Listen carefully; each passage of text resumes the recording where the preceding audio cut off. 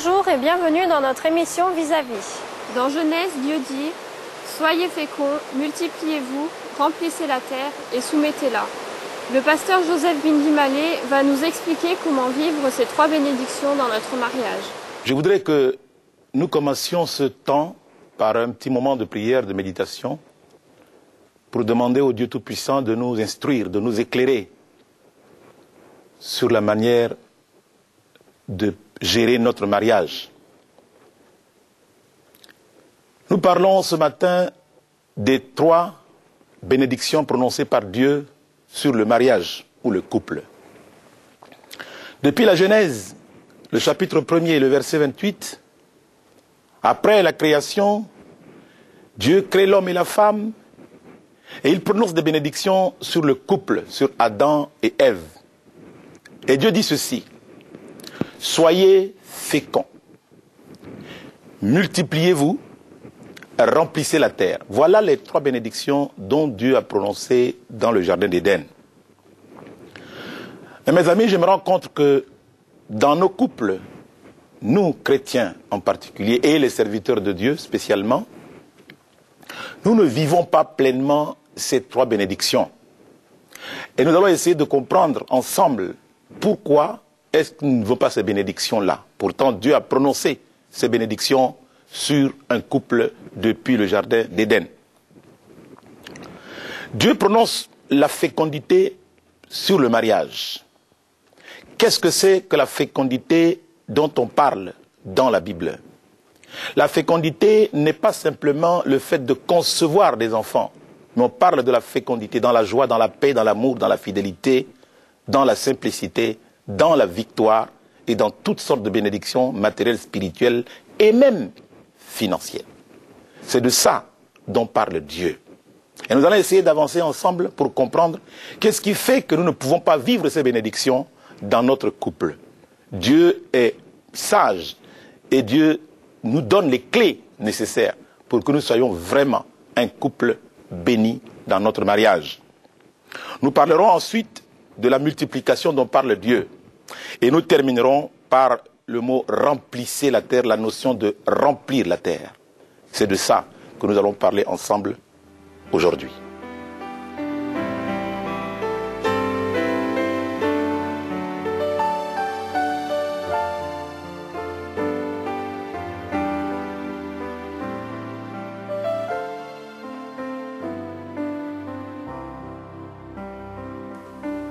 Dieu a établi des principes, Dieu a établi des lois.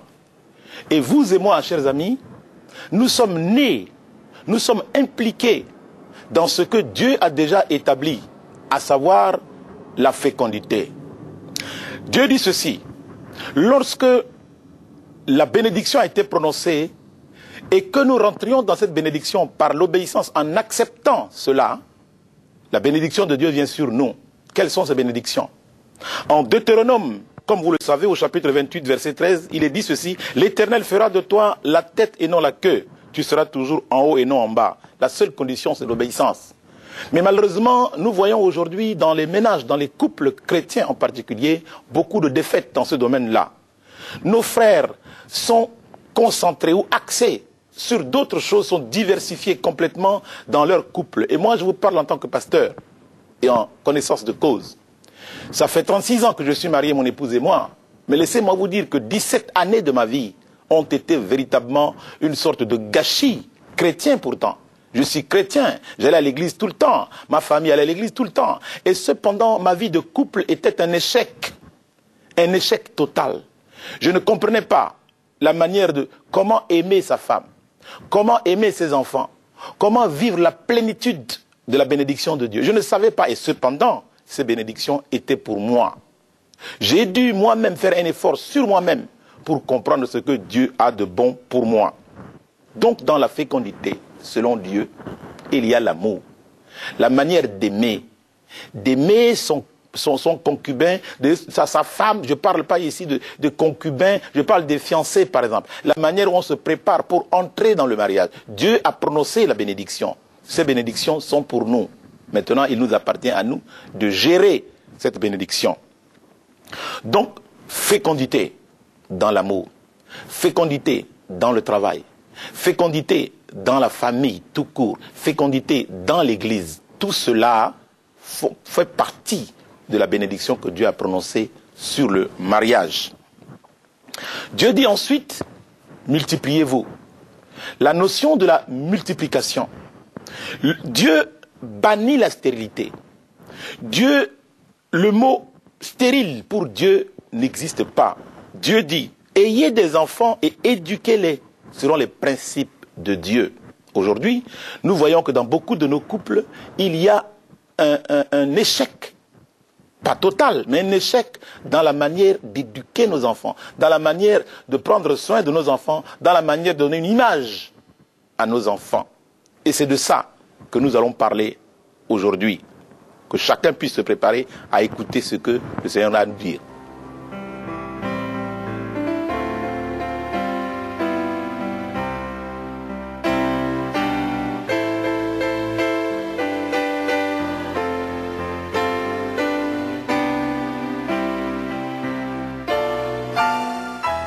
Dieu parle de la multiplication. Il prononce cette parole de la multiplication. Multipliez-vous. Donc Dieu s'intéresse aux enfants. Et d'ailleurs, dans les psaumes 128, le verset 3, il est dit « Ta femme est comme une vigne féconde à l'intérieur de ta maison, tes fils sont comme des plants d'olivier autour de ta table. » Donc, Dieu s'intéresse à la famille, Dieu s'intéresse aux enfants, Dieu s'intéresse à la femme. Mais le problème, c'est que nous, je parle de moi, je parle de nous, serviteurs de Dieu, nous n'avons pas su positionner ces choses dans notre vie. La place que nous avons donnée à nos femmes dans le ministère, beaucoup se sont trompés. La place que nous avons donnée à nos enfants dans le ministère, moi j'ai 8 enfants et 4 petits-enfants. Ces places-là, je ne savais pas comment positionner et mes enfants, ni ma femme. Vous savez, moi, en tant que pasteur, jamais il ne m'est arrivé de porter sur mes genoux mes enfants quand ils étaient petits. Je vais vous raconter une histoire. Ma fille aînée qui a 36 ans, elle a 36 ans, elle est mariée, elle a des enfants. Et un jour, à son anniversaire, elle fait irruption dans mon bureau, et pendant que c'est elle qui dirige la louange, elle rentre dans mon bureau et dit « Papa, porte-moi ». Moi, je pensais qu'elle plaisantait. Mais alors que je me suis repoussé de mon bureau, elle est venue s'asseoir sur mes genoux, mes amis. Lorsqu'elle s'est assise sur mes genoux, elle est aussi grande que moi, elle m'a enlacé. Et quand elle m'a enlacé, elle m'a dit quelque chose. « Papa, tu sais que tu ne m'as jamais porté sur tes genoux. J'étais effondré. Je n'ai jamais su procurer à ma fille aînée l'amour paternel. Jamais à ses autres frères et sœurs. Je ne savais pas ça. J'étais trop occupé au ministère, au travail. Le ministère m'a absorbé, le ministère m'a enveloppé au point où je n'avais plus de temps à consacrer à ma famille, à consacrer à ma fille aînée. Si ma fille aînée a manqué de cela, à plus forte raison, ma femme aussi, mon épouse aussi. Mes amis, c'est nous-mêmes, par notre comportement, qui détruisons notre ménage. Et malheureusement, notre statut de pasteur, notre statut d'homme de Dieu fait en sorte que personne ne peut rien nous dire. Même nos épouses ne peuvent pas nous parler pour dire qu'elles ont besoin d'un peu d'amour. À plus forte raison également, nos enfants. Voyez-vous, Dieu dit ici que nos enfants sont autour de notre table. Autour de notre table. Combien de serviteurs de Dieu n'ont pas le temps de manger avec leurs enfants, d'être ensemble autour de la table, parce qu'ils ont travaillé tard à l'église, parce qu'ils étaient en mission, parce qu'ils voyagent, parce qu'ils sont dans le ministère et oublient complètement. Il y en a même qui ne prennent pas de vacances, qui oublient complètement qu'est-ce que c'est que des vacances. Mes amis, Dieu a ordonné que nous soyons féconds également en sagesse et en intelligence.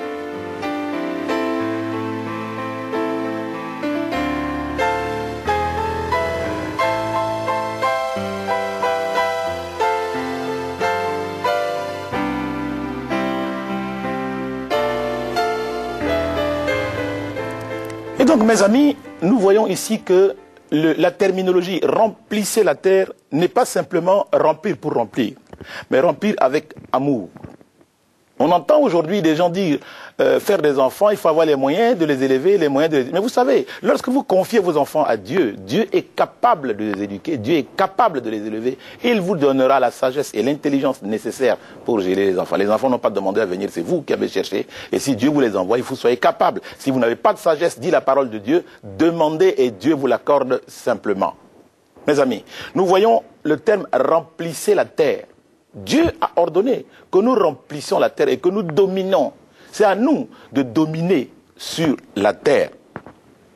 Dieu nous donne la domination sur les choses temporelles. Vous savez que les choses temporelles ont été toujours à l'origine de beaucoup de combats. Les choses temporelles, même dans l'Église, il y a des situations difficiles pour les pasteurs, difficiles pour les chrétiens. Vous savez, Dieu a établi des lois. Des lois, par exemple, nous, vous et moi, dans cette Bible, il est parlé de tout ce que Dieu a indiqué. Mais malheureusement, lorsque cela ne nous plaît pas, nous n'acceptons pas. Lorsque nous avons une parole qui nous blesse ou qui nous touche, nous n'acceptons pas. Lorsqu'une prophétie est dure, nous n'acceptons pas. Mais cependant, ça vient de Dieu. Nous aimons tellement les prophéties de bénédiction, les prophéties de Dieu t'a béni, tu vas te marier avec telle fille. Nous aimons ce genre de prophéties. Mais lorsque la prophétie ou la parole de Dieu vient pour changer notre vie, il est dit pour nous corriger, nous n'acceptons pas. Lorsque le pasteur dit, tu es dans le péché mon frère, tu es dans le péché ma soeur, il faut changer, nous n'acceptons pas. Et c'est souvent, nous quittons l'église ou nous partons de l'église à cause de ces paroles. Rappelez-vous. Dieu dit à Caïn, le péché est tapis devant ta porte. Et le péché est tapis devant la porte de tout un chacun. Et ça aussi, ça fait en sorte que nous ne pouvons pas vivre pleinement une bénédiction selon Dieu dans nos mariages. L'incompréhension s'installe. L'homme ne comprend pas la femme ne comprend pas l'homme. Il y a même des couples qui vivent dans le mensonge, qui ne se disent pas la vérité. En plus, dans l'église, en plus, parmi les chrétiens, il y a des couples qui sont obligés de vivre dans le mensonge, simplement par peur, par respect, par je ne sais quoi. Et puis on vit avec cette souffrance-là. Et croyez-moi, cela aussi valable pour les pasteurs. Il y a des pasteurs qui vivent cette souffrance dans leur couple et qui ne disent rien. Parce qu'eux, ils sont pasteurs. Derrière eux, il y a le mur, il n'y a personne. Et s'ils ont le malheur de ne pas avoir leur pasteur, parce qu'un pasteur doit avoir son pasteur, mais si cependant tu fais partie de ceux qui ne reconnaissent pas l'autorité de ton pasteur, tu ne sauras pas vers qui aller, parce que tu seras seul devant une situation que tu ne pourras pas gérer. Et ça, malheureusement, c'est aussi réel et vrai dans les couples des pasteurs que nous sommes.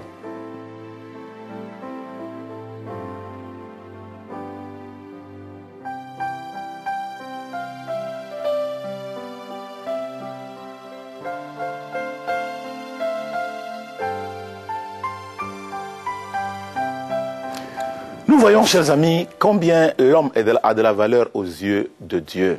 Et lorsque il vous appelle à le servir, vous devrez apprendre à l'écouter.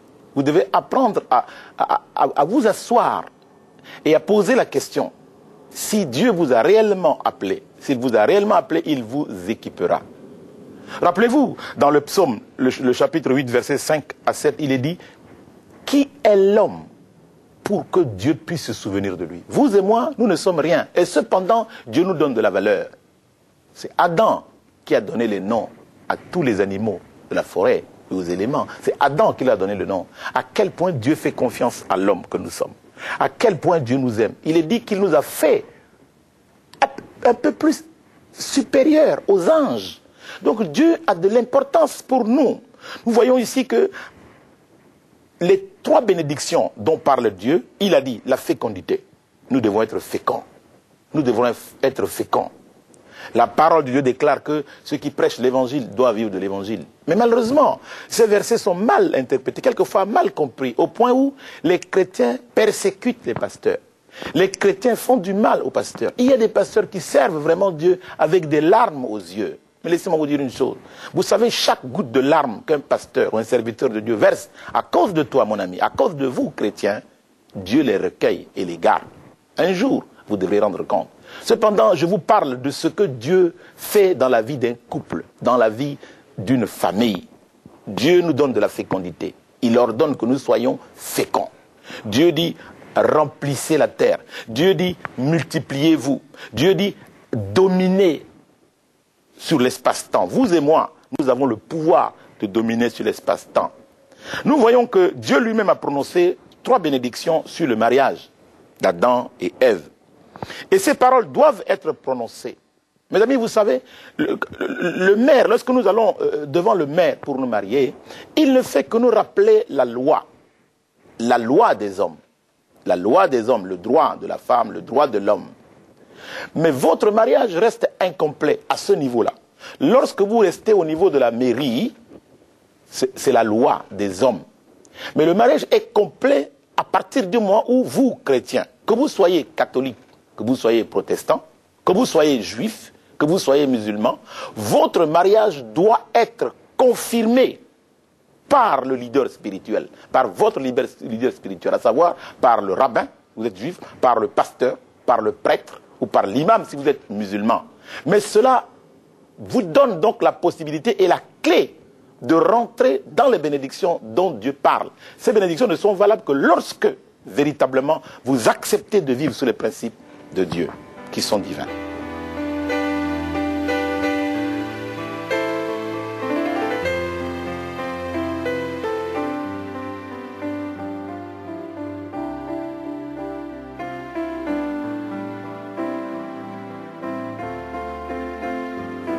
Chers amis, nous voyons ici que le maire déclare ce que dit la loi sur le devoir de chacun, mari et femme. Le maire déclare ces droits-là. Mais maintenant, les bénédictions sont des choses sacrées. Et les choses sacrées ne peuvent être prononcées que par un leader spirituel. Alors mes amis, laissez-moi vous dire une chose.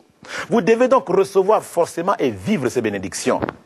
Vous savez, moi, je suis originaire d'Afrique. Il y a des choses que moi je ne connaissais pas en Afrique.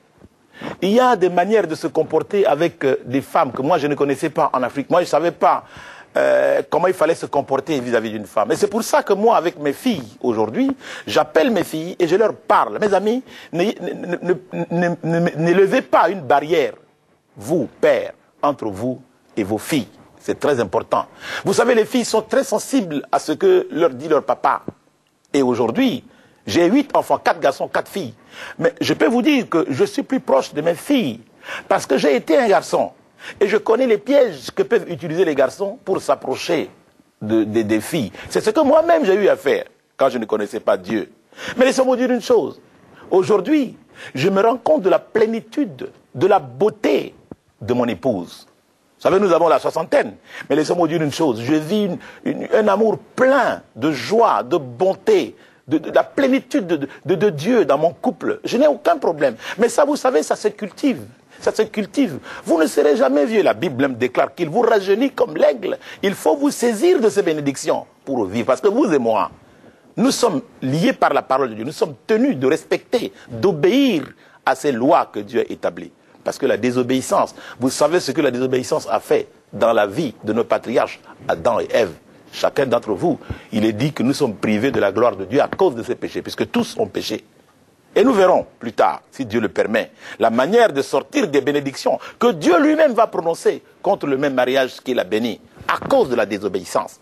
Donc mes amis, vous devez rentrer dans ces bénédictions. Et ces bénédictions sont pour vous, sont pour chacun de nous. Moi, j'ai accepté de vivre ces bénédictions. J'ai dû changer ma mentalité, comme dit l'apôtre Paul. J'ai renouvelé ma pensée pour comprendre l'importance que Dieu a pour le couple, pour le mariage. Et donc, quand nous bénissons le mariage à l'église, nous rappelons ces choses à nos futurs mariés. Nous leur disons, Dieu vous unit pour le meilleur. Nous ne voulons pas entendre parler du pire, parce que nous essayons, dans la mesure du possible, de vivre sous la plénitude des bénédictions que Dieu a prononcées sur le mariage. Donc, mes amis, véritablement, en tant que pasteur, j'aimerais vous donner un petit conseil. Vous savez, votre ménage ne vieillira jamais si vous le confiez à l'Éternel. Croyez-moi, c'est la vérité.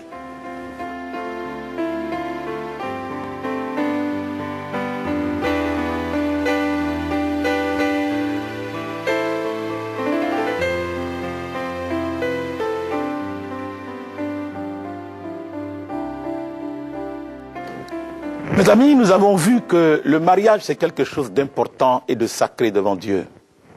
Mais maintenant, il y a aussi des conditions que nous devons remplir. Moi, je dis à l'église, à des personnes qui ont envie de se marier ou qui vont vers le mariage, L'homme qui doit se marier, premièrement, jeune homme, assure-toi que tu as un travail. Assure-toi que tu as une maison. Parce que tu ne vas pas épouser ta femme pour l'amener chez tes parents. Tes parents t'ont donné une vie, t'ont donné la possibilité d'aller à l'école, de travailler. Maintenant, quand tu parles de mariage, il faut être sûr que tu as la possibilité de prendre soin, de nourrir ta femme. Et puis toi, jeune fille, on ne se marie pas pour une raison, à savoir je suis trop vieille, je n'ai pas quelqu'un. Et on trouve une raison pour se jeter comme ça, corps et âme, dans la gueule du loup. Assure-toi que l'homme qui te parle de mariage n'a pas une vie cachée. Comment? Parle-en à ton père, parle-en à tes parents, parle-en à tes pasteurs. Eux, ils seront priés et Dieu révélera des choses cachées. Parce qu'il y a souvent des choses dans la vie de ceux qui viennent épouser nos enfants, des deux côtés, hommes ou femmes, qui ne sont pas claires. Mais nous demandons à Dieu, nous soumettons tout à Dieu. Donc, jeune homme, mariage, c'est quelque chose de sacré et de sérieux. Ne t'engage pas comme ça, tête baissée, parce que cela engage ta vie. C'est pour ça que lorsque la vérité est découverte après quelques mois, quelques années, on entend parler de séparation et du divorce. C'est parce que ce mariage n'a pas été bien préparé au départ. Associez vos parents.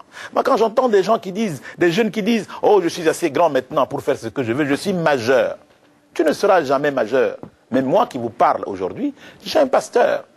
Quand j'ai des soucis dans mon couple, des soucis dans ma vie, je vais voir mon pasteur et il me donne des conseils. Donc, règle numéro 1, assure-toi que tu as un travail. Assure-toi que tu as une maison avant de parler de mariage. Parce que la femme qui va venir dans ta maison, il faut savoir prendre soin d'elle. Deuxième des choses, il faut établir des règles quand la femme arrive dans ta maison. Quels sont tes caractères? Quelles sont les choses que tu n'aimes pas? Quelles sont les choses que tu aimerais voir ta femme faire? Il faut faire cela au départ. Il faut expliquer au départ. Moi, je n'aime pas ça, je n'aime pas ça. Et vous priez pour ça. Mais ne pas laisser que la femme découvre ou mettre la pression sur la femme, mettre la pression sur le mari pour dire que chez moi, je ne mange pas ça. Chez moi, je ne vis pas ça. Surtout nous, qui venons des îles ou d'Afrique ou d'ailleurs, nous avons toujours des comportements bizarres. Il y a ça que je ne mange pas parce que mes grands-parents ne mangeaient pas. Mes grands-parents étaient chefs de terre. Tout ça, c'est parti. Moi, j'ai pensé que ce genre de choses n'existaient qu'en Afrique. Même ici aussi, il y a les Occidentaux qui n'aiment pas ci, qui n'aiment pas ça. Oui, ce sont des choses. La Bible déclare que nous devons quitter notre père et notre mère. On quitte quoi? On quitte le caractère, le comportement, les natures, on quitte l'origine, on quitte la tradition, on quitte ces origines-là pour se lier à sa femme et à son mari.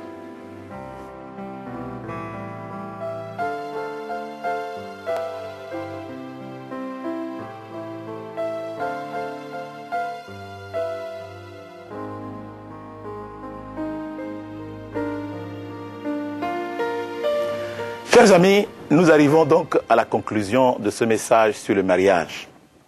Mais vous savez, nous revenons au Jardin d'Éden pour comprendre qu'est-ce qui a fait que l'homme ne bénéficie pas ou ne vit pas pleinement cette bénédiction. Parce que simplement, ce n'est pas tout le monde qui a accepté Jésus-Christ comme son Seigneur et son Sauveur personnel et qui vit selon les principes de Dieu, selon la loi de Dieu. Parce que cette loi que Dieu a établie dans le Jardin d'Éden, en ordonnant à Adam et Ève de ne pas manger le fruit de l'arbre de la connaissance, malheureusement, c'est toujours ce qui est interdit à l'homme qui attire l'homme. Et voyez-vous, Adam ne s'est pas empêché. Il est tombé dans ce péché, qu'on appelle péché d'Adam. Mais normalement, l'histoire de ce péché est beaucoup plus compliquée que ça. Et voyez-vous, à cause de cette désobéissance-là, malheureusement, le malin est rentré et continue de rentrer dans nos couples, dans nos familles. C'est pourquoi, quelquefois, le mot aimer, le mot amour dans un ménage est difficile à prononcer.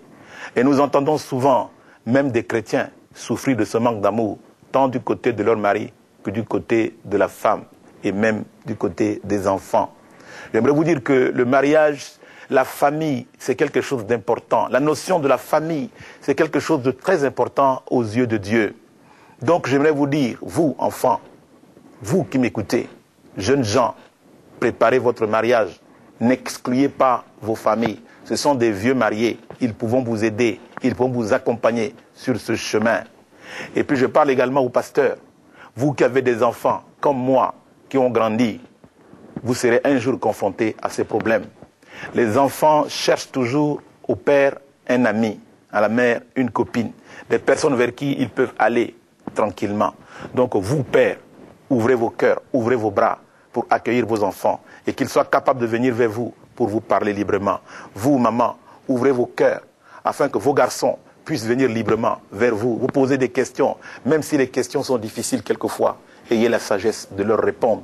Parce que si vous répondez à côté, vous allez détruire la vie de cet enfant pendant longtemps. Voilà simplement ce que j'ai voulu partager avec vous. Que Dieu vous bénisse.